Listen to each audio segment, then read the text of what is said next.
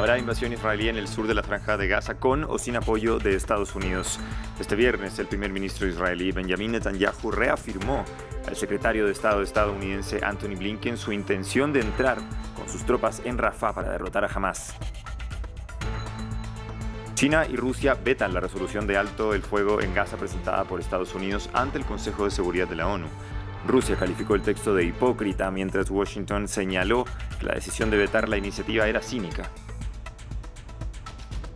Y Rusia lleva a cabo el mayor ataque reciente contra infraestructuras energéticas en Ucrania. Las tropas del Kremlin lanzaron 90 misiles y más de 60 drones a lo largo del país. También quedó afectada una de las líneas de suministro eléctrico de la central nuclear de Zaporilla bajo control de Moscú. Bienvenidos nuevamente a una revisión de las noticias en France 24. Es un gusto para mí poder acompañarlos esta tarde. Vamos a iniciar con una información de último minuto. Se reporta un tiroteo en una sala de conciertos en la ciudad de Crocus, a las afueras de Moscú.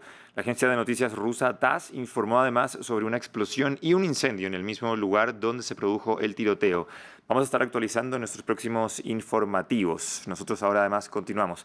Pasamos a noticias de la guerra en Gaza, porque este viernes el primer ministro Benjamin Netanyahu reafirmó que sus tropas iniciarán la invasión terrestre en Rafah, al sur de la Franja de Gaza, con el objetivo de derrotar a Hamás con o sin el apoyo de Estados Unidos. El secretario de Estado Antony Blinken alertó de que esa ofensiva podría aislar internacionalmente al gobierno de Benjamin Netanyahu. Veamos más en el siguiente informe de Luis Muñoz. Séptima visita de Antony Blinken a Israel y nueva negativa del primer ministro israelí Benjamin Netanyahu.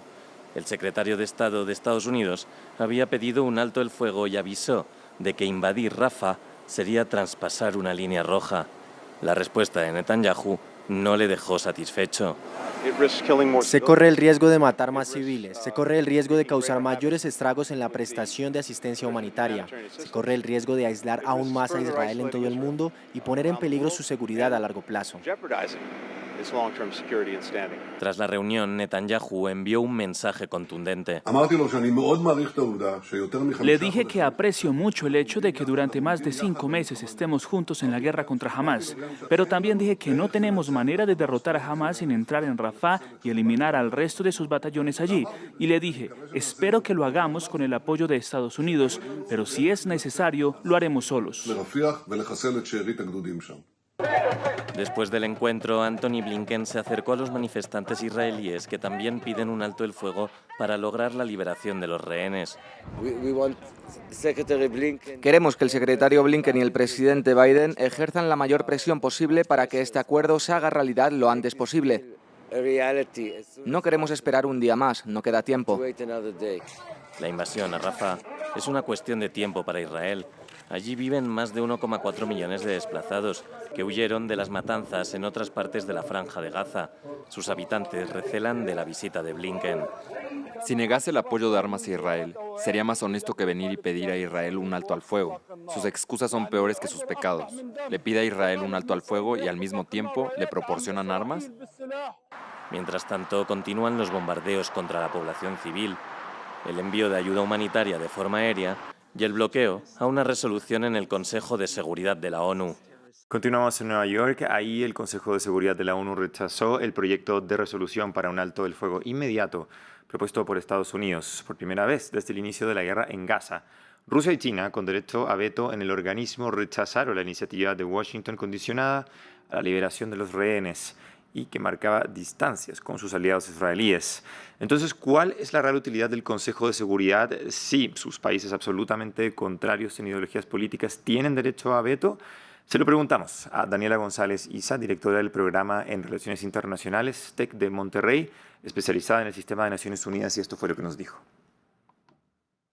Pues básicamente, si uno busca en la Carta de las Naciones Unidas la palabra veto, no la va a encontrar. Lo que se estipula es que estas resoluciones que caen en el capítulo 7 necesita el voto de 9 miembros del Consejo de Seguridad a favor y ninguno de ellos en contra de miembros permanentes. Es decir, los miembros permanentes podrían abstenerse, pero si votan en contra ya estaríamos hablando precisamente del famoso veto. Hay varias alternativas que se pueden contemplar, ¿no?, ante la inacción del Consejo de Seguridad ante el capítulo 7º de la Carta de las Naciones Unidas, ¿no? En primer lugar sería el lenguaje, ¿no?, que se utiliza en los textos de las resoluciones del Consejo de Seguridad. Digo, en este caso muy particular, el lenguaje fue clave para que tanto Rusia como China vetaran la resolución, digo, más allá de los intereses que hay detrás de estos dos países. Pero básicamente no se pedía el cese inmediato, o bueno, no se estipulaba o no se ordenaba el cese inmediato al fuego. Entonces, el uso del lenguaje es importante. Por lo general, el Consejo de Seguridad entabla negociaciones a puertas cerradas, ¿no? Y bueno, por ejemplo, en el caso de esta resolución, empezó a haber varias rondas de negociaciones informales, ¿no? Y esto, bueno, pues puede llegar a ser, pues puede llegar a tener pues un impacto positivo siempre y cuando la negociación pues prospere, sobre todo en el uso del lenguaje. ¿Qué pasa cuando el Consejo de Seguridad no llega a estas resoluciones bajo el capítulo 7º? Se pueden contemplar otros capítulos, ¿no? O bueno, otras maneras en que el Consejo de Seguridad podría actuar, ¿no? En línea con lo que acabamos de revisar, el presidente de Francia, Emmanuel Macron, dijo que su país trabajará con Jordania y los Emiratos Árabes Unidos para convencer a Rusia y China de que respalden un proyecto de resolución sobre un alto al fuego en Gaza. Llevamos este mensaje al Consejo Europeo en todos los foros internacionales y por eso, desde octubre, Francia se ha movilizado para que el Consejo de Seguridad asuma sus responsabilidades. Este debe decidir ahora un alto el fuego inmediato y el acceso de la ayuda humanitaria. Tras el veto de Rusia y China, vamos a reanudar los trabajos sobre la base del proyecto de resolución francés en el Consejo de Seguridad y a trabajar con nuestros socios americanos, europeos y árabes para llegar a un acuerdo. Cambiamos de tema y hablamos ahora de la guerra en Ucrania, porque este viernes Rusia llevó a cabo el mayor ataque reciente contra la infraestructura energética del país. 90 misiles fueron lanzados en al menos 7 regiones, dejando alrededor de 1 millón de personas sin electricidad. Los hechos dejaron al menos 5 muertos y 14 heridos y afectaron a la central nuclear de Zaporilla. Veamos más en el informe.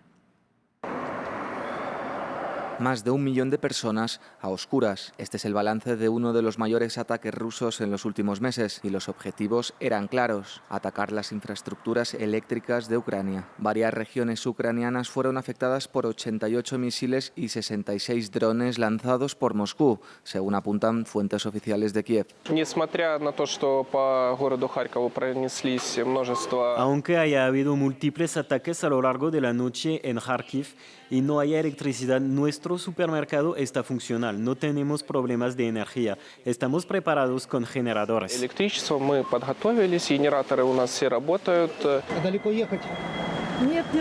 No hay señal móvil, por lo que no podemos comunicarnos con nuestros mayores. Tenemos que ir allí y ver si están bien.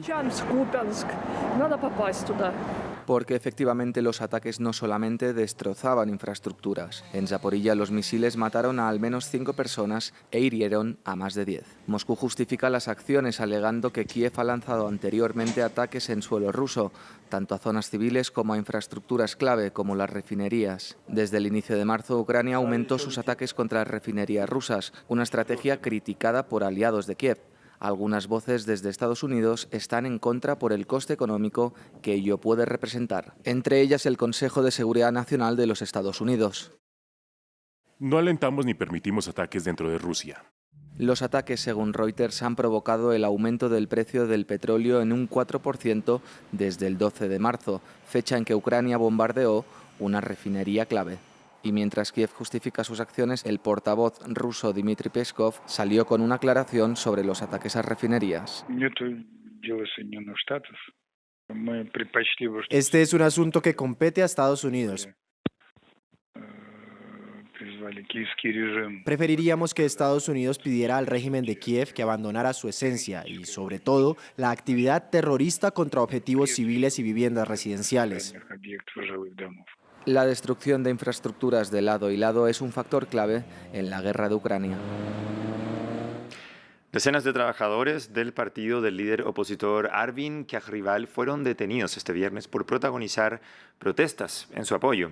Los manifestantes que se movilizaron en Delhi y los estados de Punjab, Haryana, Odisha y Gujarat fueron dispersados por la policía, que usó cañones de agua.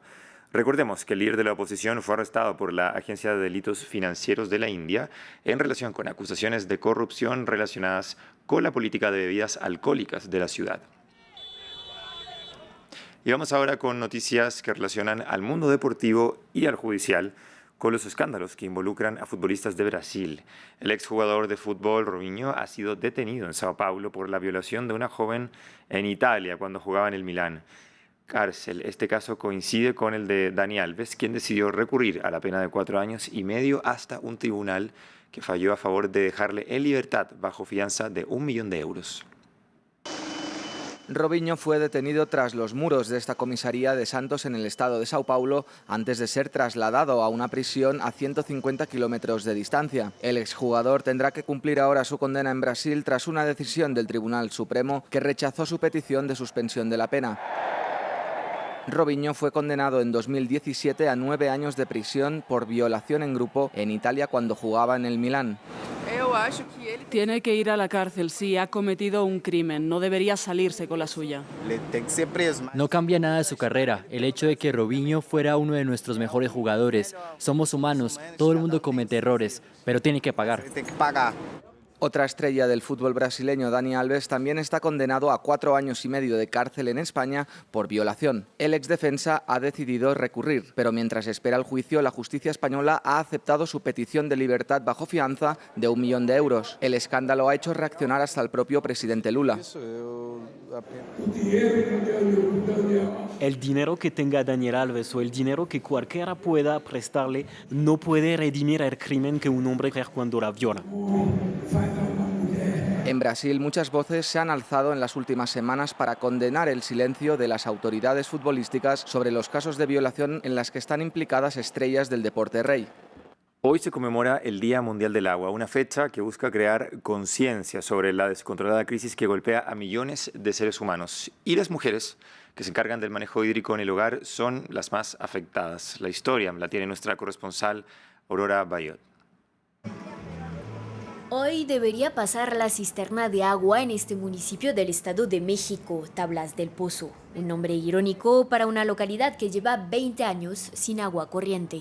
Cuando ya llega la pipa, pues ahora sí que nos agarran las prisas y luego pues si llegan a suceder accidentes.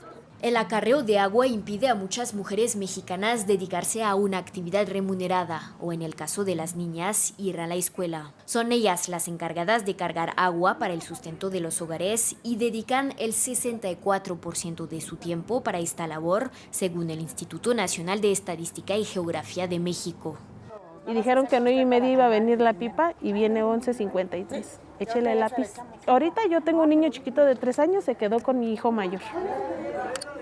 Es cosa de que uno como mamá tenemos que estar ahí, pero por el agua que ya no tenemos, por eso tenemos que esperar. Una vez al mes pasa esa cisterna del municipio a llenar gratuitamente 5 tambores de agua por hogar, una cantidad insignificante que las familias tienen que completar acudiendo a empresas privadas que cobran unos $135 por el mismo servicio. Ese tambo, 2 días. 2 días a veces, y cuando me pongo a lavar, a veces no me dura un día, porque agarro ahí para lavar y para bañarnos.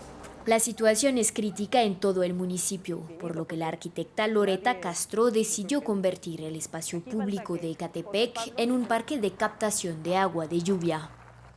Este material, que es un material de este lugar, se llama tezontle, y por esa porosidad puede retener el agua y después paulatinamente dejar que el agua se vaya soltando y se vaya infiltrando de forma natural. En estas localidades marginadas son también las mujeres las que se organizan para exigir a las autoridades que se les garantice el acceso a este recurso vital. Cerramos en Reino Unido, pues se ha acabado la especulación sobre la salud de la princesa de Gales. Tras días fuera de los focos mediáticos, en un video publicado en redes sociales, Kate Middleton anunció que fue diagnosticada con cáncer y que está en tratamiento. El tipo de cáncer aún no ha sido revelado. Cerramos este bloque de noticias. Continúen con nosotros, ya regresamos con más informaciones.